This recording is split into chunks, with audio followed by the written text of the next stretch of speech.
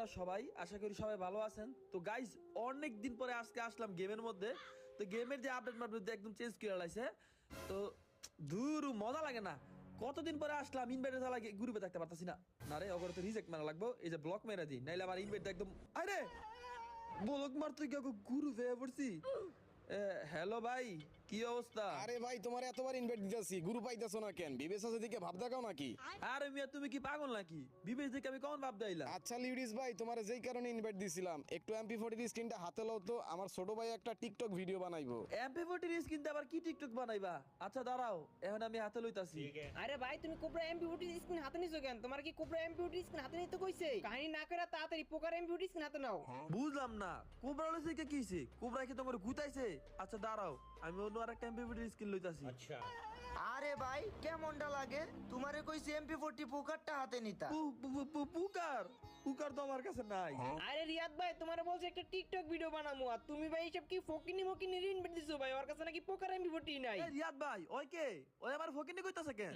আরে ওই তো ভিডিও বানাইবো আমার ছোট ভাই, ওর কথায় তুমি কিছু মনে কইরো না। গেমের মধ্যে পোকার MP40 আইসা পড়ছে, তুমি কি পোকার MP40 বাইর করো না? কি কও? পুকার MP40 আইছে? দাঁড়াও তো, চেক দে দেখি। আসলেই তো পুকার MP40 পড়ছে।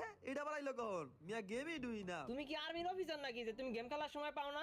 বুঝলাম না, এই হালায় তো তেরা তেরা কথা কইতাছে কেন? এই মেয়ে, এত কথা না বইলা পোকার এমপি40 স্ক্রিনটা বের করো, একটা ভিডিও বানামু। আরে কারে কইতাছো MP40 স্কিন বের করতে? ওর মতো ফকির নাকি বের করতে পারবো? এত ডায়মন্ড খরচ কইরা একটা স্কিন? যদি বাইর করতে পারি তাহলে কি হইব কও? আরে ওই পারবো, ওই গাড়িনার দালাল না, ওই গাড়িনার থেকে ডায়মন্ড পায়, ওর কাছে 5-6 হাজার ডায়মন্ড কিছুই না।